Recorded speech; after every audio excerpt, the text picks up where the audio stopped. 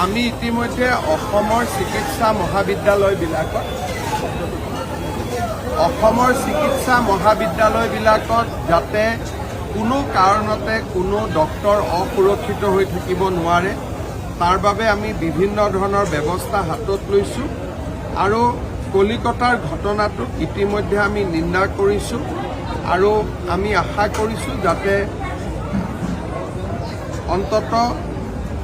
ভুক্তভোগী বা আমাৰ যিগৰাকী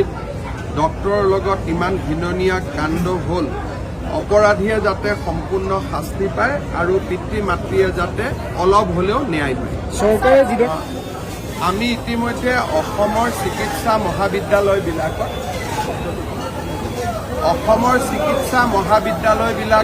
যাতে কোনো কাৰণতে কোনো ডক্টৰ অসুৰক্ষিত হৈ থাকিব নোৱাৰে তাৰ বাবে আমি বিভিন্ন ধৰণৰ ব্যৱস্থা হাতত লৈছোঁ আৰু কলিকতাৰ ঘটনাটোক ইতিমধ্যে আমি নিন্দা কৰিছোঁ আৰু আমি আশা কৰিছোঁ যাতে অন্ততঃ ভুক্তভোগী বা আমাৰ যিগৰাকী ডক্টৰৰ লগত ইমান ঘৃণনীয় কাণ্ড হ'ল অপৰাধীয়ে যাতে সম্পূৰ্ণ শাস্তি পায় আৰু পিতৃ মাতৃয়ে যাতে অলপ হ'লেও ন্যায় পায়। চৰকাৰে